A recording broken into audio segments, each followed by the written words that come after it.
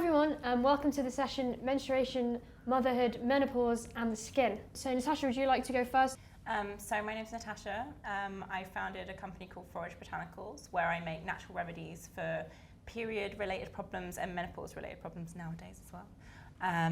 And I trained as a medical herbalist. I did a 3-year-long degree and then saw patients for 10 years before starting with my product line as it is now. And then during that 10 years, I saw a lot of people with skin problems of various kinds being caused by various things. And it would always be helped by or aided by a myriad of things. We'd be looking at it holistically. Okay, great. And Camille? So I'm Camille Vidal. I'm the founder of La Maison Wellness, which is actually a platform dedicated to mindful drinking, which also has amazing benefits for the skin because alcohol dehydrates the skin. I'm a yoga teacher, a meditation teacher, and I believe that we can bring mindfulness in every part of our life. And I'm also a mom. I became a mom 15 months ago of twin boys.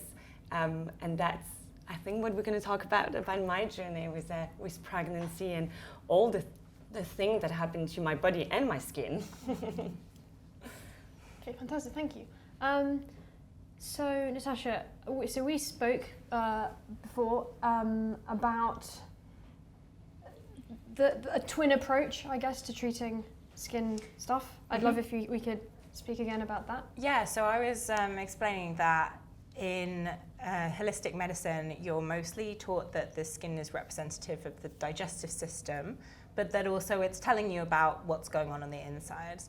And so that means that we're always treating it from the outside and the inside at the same time.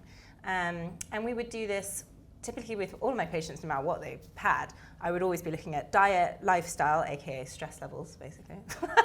And we would work with herbs. And that might be things that we need to put on the skin, but usually there's like brilliant products already available. And then I would be working with herbs internally as well to complement that. Yeah, that's a really interesting one to me. Thinking about day-to-day stress and stresses as something that could be should be considered. I think that we're so often living quite stressful lives, and it becomes quite like not exactly one-upmanship, but like, you know, everybody's stressed, so that's just how it is. It's like, well, do we have to all be this stressed? Or can we stop and think of our individual, like maybe you're okay with this level of stress, but it's actually not good for me, and it's probably affecting my skin. Absolutely. Totally. Can you talk to me about like people that have come to see you who maybe have exhausted a lot of things, but perhaps not looked into certain things which you've been able to? Yeah, so as a herbalist, we see everyone who's already done everything. Right. We're the last on the list because you've mostly not even heard of us before until you've already tried everything, right? So we see the weirdest stuff, and it's usually super complicated. So we see the people who have endometriosis with fibromyalgia and rheumatoid arthritis, and like things that they've inherited, things that they've got through surgery, and all sorts of things. And so it can be, it's our job to really look at what somebody's had over their entire life, and we come up with a picture that sees a pattern. There's always a pattern that threads everything together, and it might not be obvious, it's almost never obvious to the person, right? And even myself as a herbalist would always go and see somebody else to get that perspective because it's so difficult, you're too close to the project, so to speak. But it's always such an insight, and you can be like, oh wow, I never realized that like my hay fever, asthma and eczema all linked together as being essentially the same thing, presenting itself differently over the years. And you end up, then you can really target the cause of something. Right, that is interesting because my eczema finished, but now I just have really bad hay fever. So maybe there is something going on there. And Camille, could we speak a little bit about your journey with your skin? Yeah, absolutely. It's so interesting when you say about how it's linked to digestion, but also what's happening in our body that is kind of like showing on our skin. And I think for my story, and that is also interesting, is we all say that we didn't really have acne when we were teenagers. Like I didn't have acne at all, pretty much. Like I didn't have any skin issue when I was like growing up, or skin challenges when I was growing up. And for me, because I didn't go through this process, when as an adult, things were happening to my skin, it was really hard to understand it or to navigate it. And it made me really self-conscious because I feel like that it was a reflection of what was happening in my life. You know, when you're not feeling good, you're always like worried that people will see it. And you're like, oh, I don't really want, like, do you think people realize that I'm not having a great time at the moment, or I'm having a bit of a challenging time? And if in those moments my skin was like showing that, I feel like it was even more challenging. And there has been different moments in my life where that has affected my skin and changed my skin forever. One being when I was 27, I was in a relationship that wasn't really the right relationship, and I wasn't really in the best place, and I got pregnant and decided to not carry on with this pregnancy, and I started having pigmentation on my forehead, like literally in the middle of my face, as a reminder every single morning when I was waking up that this is what happened to me. And it was really, really challenging. And I don't know why, and we were talking about this, I don't know why I knew about what is called the pregnancy mask, or melasma, I think. So the pigmentation that you can get from the hormonal change that you experience, but I didn't know that you could have that. I mean, I terminated this pregnancy so early on. I was only, I think, 8 weeks or something like that. And so I had this like pigmentation on my forehead that stayed forever. And I really became really self-conscious of it. Not from what other people will think about it, but more that like every time I would do my skincare routine or I would put my makeup on, I would just that would just remind me of that. Years after that, I decided actually to break up with this person that I was with for a decade, and going through this divorce made my skin as angry as I think I wasn't ready to tell the world that I was. My skin was definitely telling the world that I was really, really pissed off. But it was so funny that, again, it was like my skin was like flaring up, and I had like, my hair was like falling off, and my skin was like, I literally looked like I was a teenager going through that acne that I didn't have as a teenager, you know? And so all those moments were like really like, I guess also showing that I wasn't really processing all this stress and this emotion that were happening to me. And then when, again, years later, I, you know, was pregnant with my twin boys, because I have twins, and it's been such an incredible journey. But like, then my face just became this whole piece of art of pigmentation. There you go, as you can see. And it just started to happen everywhere. And I think the first time when it started, I was really conscious of not going in the sun and really protecting my skin. And even like when I was pregnant, because there's not much things that you can do to slow down pigmentation when you're pregnant, because you can't use that many products. And so I was really, really conscious of like always wearing a hat and putting sunblock on to try to like minimize it, until I realized that, you know, I got to have 2 beautiful boys, so who cares about my pigmentation? But it's always been linked to like things that were happening in my life.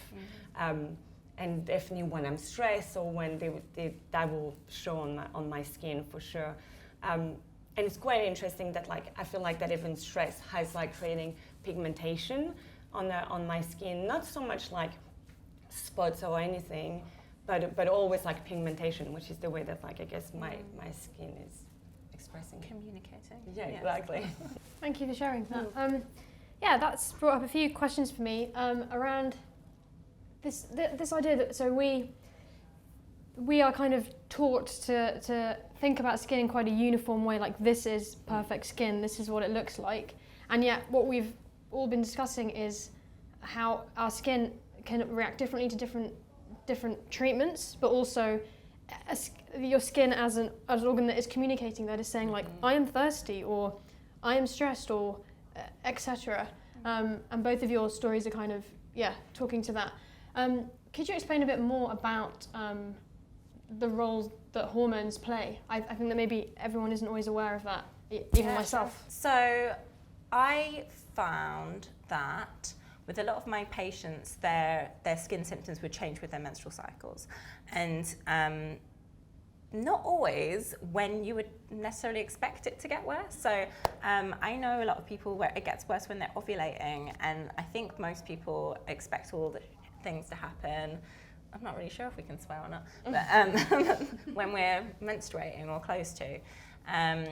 And I've found that during ovulation, some people get a bit shaky, a bit anxious, and they actually find that the natural surge of like raw energy and power to do stuff is a bit too much for them. And they can also find that because their liver is struggling when it comes to producing that huge surge of emotions, huge surge of hormones, that they can't process it fast enough, and it shows in the skin. And once that ovulation has passed, then the skin gets better again. So we used to work a lot with supporting their liver as a part of their process of figuring out what their hormones are doing. And it's a sort of, it's misleading, because when you look at something that's happening cyclically, you're inclined to be like, well, it's the hormone's fault. But in that instance, it's not necessarily that there was too much hormones, but that the body was already being taxed by some other things. May it be stress or drinking or whatever. And so when those hormones change, it shows on the skin.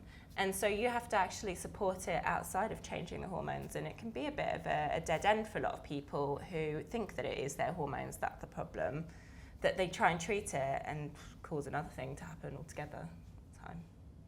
Interesting, very interesting. Camille? I think it's so interesting what you're saying, and even what you were saying of like your journey of like trying to find something that will work is we have so little information about how to look after our skin, but understand our skin. Like I still don't know why I get pigmentation. Like I understand why in those moments I did get pigmentation, but I don't know why my skin is reacting this way and how. And I think that like it's such an empowering journey to like understand yourself from like the inside, so you know what's happening with your cycle, you know what's happening when like you're going through pregnancy, postpartum, all those things, so you can kind of like navigate that and then find the products that really work for yourself, so you don't have to like, you know, be on that journey of like trying everything and like not, there's something that is really defeating, and as you said at the beginning, it's not really something that we talk about. You know, when my pigmentation started, and it wasn't something that, even though that was my decision, it wasn't something that like I will talk to a lot of people really openly. Now we're like 10 years later, and it's different, but like, you know, I didn't really have anyone to say, I don't understand, I have this pigmentation on my forehead. I think it's related to this pregnancy that I terminated, but I don't really understand what's going on, and I don't know what you put on it. And then you ask Dr. Google, and it's never really a good solution for it, is it? So it's really, I think there's so many layers, and it's really hard to navigate. And I think that like having the knowledge that you share and having the product that really works is an amazing, empowering journey to get on. Absolutely. So we've all also been talking about like, yeah, finding a way to be accepting. You just kind of was touching on that, accepting yourself, accepting the skin that you're in. I sometimes find there's a weird tension between like saying that and saying to your friends like, no, you look great, you look fantastic, or it's just a small spot, I don't see it. But then when it happens to you, when something, so you suddenly got some pigmentation after not having any difficulties. Did you feel that tension? Yeah, I definitely felt that tension, and even more, I will say recently, because, you know, I think that I have a pretty good awareness of myself now, and like I became a mom, and I'm so grateful and so happy as a mother, but it was such a big transition to become a mom, and I've always had this like way more pigmentation all over my face, and you know, I kept on like saying to myself that the same way that my body has changed forever and will never be the same, my skin was the same, and it was actually something that is beautiful and that should be celebrated, I think is what I'm trying to say. And even though I have this like understanding and consciousness, we live in a society that is just, you know, promoting perfect skin, that we use social media that is, promoting filters that aren't real. I don't know if any of you have seen that, like, what is it called? Bold glamour, this like TikTok. It's horrendous. Like, I mean, nobody wants to look like this. And also what's quite funny is we all try to look the same. There's this like one standard when we're all trying to look the same, even though this is not, our skin or really what will look great. I mean, I tried the filter on me and I was like, whoa, no, this is not good. This is not a good look. And so I think there's almost this like, I have those moments when I'm really like, I want to celebrate my body and my skin and really embrace this new chapter. And there's moments when I look back at photos when I didn't have pigmentation and I'm like, oh, I look so much younger and like my skin looks so much like brighter and fresh. And it's hard to like not go back to what it was, but also to not fall down that like rabbit hole of what sometimes feels like you have to swim against the current when society is telling you that like your skin isn't perfect, according to one beauty standard. So it's always this like, finding the balance of like reminding yourself and stepping into this really empowering place and then having those moments where you feel triggered. I mean, as a society, we've assigned a lot of value to someone's appearance, and so if you're not adhering to what's expected, what we have chosen to define as beautiful, then it's very difficult, right? You feel less valuable. And if you're going to try and utilize and embrace this appearance that you have that is different from this like desirable beauty that we've defined, then you essentially have to be almost like an activist level of like confidence of like, I'm here and I have a bit of acne and that doesn't depreciate my value in this room. I mean, you were in this experience where that's exactly what happened. Somebody came in and was like, you're less valuable to us, you're young because of your appearance. And it's very difficult to get away from that. But kind of like the best that we do as a society is by looking back on beauty fashions and how they've changed over the years to realize that it is something that we are choosing to make an active decision and definition of that's very small. And it's such a good thing that we're starting to see more and more brands show a lot more diversity and representation in their advertising nowadays. Gives more. I think that's a really, really good point that I've never thought about. So on Instagram, for example, whenever we follow different accounts and anybody who shows real skin as in spots and blemishes, they are put into that bucket of like activist or like, somebody, real. And it's like, no, they're not. They could. Just a human. Exactly, yeah. so we did a photo shoot recently. So all the photos on the site, instead of totally unairbrushed, totally unedited. So to your point about filters and stuff, it's like the face tune on Instagram. And you're right, everybody ends up looking the same. And then they look nothing like when you meet them in person. And so it's a totally ridiculous thing. And so when we did the photo shoot, we insisted that everybody was real customers who had their skin transformed by 47 Skin, and there was no filters, nothing. It was just so real people and none of that stuff, because it doesn't really have a place in skincare. I mean, it must be so hard for you guys to actually like break that norm that there is in the beauty industry, to actually sort of like say this works and this is a real person's skin, and have people believe it, because there's just so much crazy ability of AI and filtering nowadays. I think it goes back to the story about going into the store. I redid it about 6 months ago, went in just to see if anything changed. It hasn't changed, it's exactly the same. So you go in and they'll recommend all these expensive products, and then I go, okay, but I also want to sort out my scarring, and they say, oh, for that it's this other cream over here, and that's £400. Oh, and by the way, the kicker is, that will break you out again. So it's like, oh good, okay, so we're going whole cycle. And it's hundreds and hundreds of pounds. And it's trying to stand against everything that I've experienced, others have experienced. So we wouldn't ever want to do that, because it wouldn't fit. And the point is that, as the strapline says, but there's no such thing as perfect skin. So showing a totally airbrushed, the goal is not to be perfect, right? The goal is that your journey and whatever the confidence, if you move along that journey, then that's great. And even if it's a bit, then that's success for the individual. And even the person with perfect skin doesn't think they have perfect skin. So it's totally, if you're trying to be perfect, you'll never achieve that goal in anything. So yeah, I think just being honest and we're so lucky because it goes back to the point originally.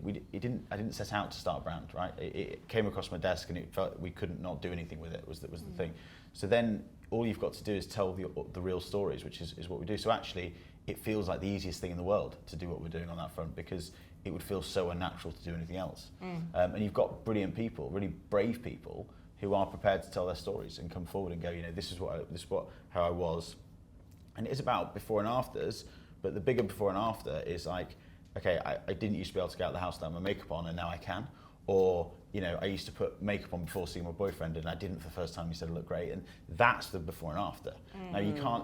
That's hard to get across in a video, right? So the before and the results piece has a place as well. But no, it feels very easy and natural for us to do that because there's so many people coming forward with their stories. But I think you also have an amazing opportunity, and I love that how you were talking about like having a bigger purpose than just the product, and how you're actually impacting people's life in a positive way because you're helping them to feel more confident and to come back to themselves. But I think that there is a bigger piece on that is, and I say that as a mother, that is also breaking this cycle, so the younger generation don't have to be trying to fit in this like beauty standard or be self-conscious about their skin and wanting to go and to look into just like one certain way, but actually really educating people about their skin, how to use the product, the impact of like what's happening internally and their like metabolism, so they can really be empowered and educated. And I think that like for me, that's like the bigger piece that you get to do with your brand as well, which is life-changing really. It's very true. I've not thought about it before within this context. But earlier, Saab was saying about if I get a blemish from trying a new product that hasn't worked or whatever, do I sort of panic? And I don't, because the reason being, I guess, the reason why I don't is because I know why it's happened. And I guess the scary thing about skin concerns sometimes is that they happen at different life cycles. So when you're a teenager and stuff, you're like, oh gosh, what's happened? I didn't have this 2 weeks ago. And then it happens, in the menopause, it can happen, all these different stages of people's lives, and change is scary, especially, so yeah, I think that's a really good point. And I think that like it's also, I'm really conscious of like what I say my babies are 15 months, they don't understand everything. I believe they do, but I'm still at that stage really conscious about like things that I say in front of them. And I wouldn't say, oh my God, I've got pigmentation everywhere because you grow inside me, pretty much. Or like talking about even just like beyond just skin, but talking about my body, like, my body has changed drastically, and I don't want to make negative comment, because otherwise they will grow up thinking that we less value if we don't fit in that beauty standard. And I think that like all together we can really, as we become more aware and more conscious of that, we can really make a difference. So the way that like we communicate either as a brand, or the work that you do with your amazing clients, but also the work that we do at home, which is like the way that you talk to yourself in front of like your children and your partner, and all of that not only has an impact on yourself, but also has an impact on your family and your kids for sure. A big part of what we set out to do as a brand as well is that, so the dialogue that's going on in the person's head, whatever they're suffering with skin concerns, is first and foremost is skin positivity. So you look great as you are. And then we want to get in that dialogue. By the way, we have something that we think can help you on the journey, but it's really important that you understand that first. And I've talked about this before, but I think spots and blemishes, acne, whatever your skin concern is, and let's say for ease of discussion that it happens when you're in your teenage years, you could spend 10 years worrying about spots and blemishes, and then that solution gets solved, and then you start worrying about your weight, and that happens for 10 years, and then you start worrying about grey hair, and then you start worrying about health. And so if you don't, you're right, if you don't nip it in the bud and just go, I'm happy, and then you're just going to spend your life like that. And as the moment that the problem that you're worried about goes, something else jumps in so quickly that you'd forgotten that you were even not worried. You're never not worried about something. Absolutely. So you're right, that's the solution. Yeah. It just made me think, you going to turning up at work for the bidding thing, and them saying that you're too young. You could have turned up there 45 years, 50 years later, and someone makes some other sort of comment about you being really, really old, That the irony there is that they're being ageist as well as skinist. Yeah.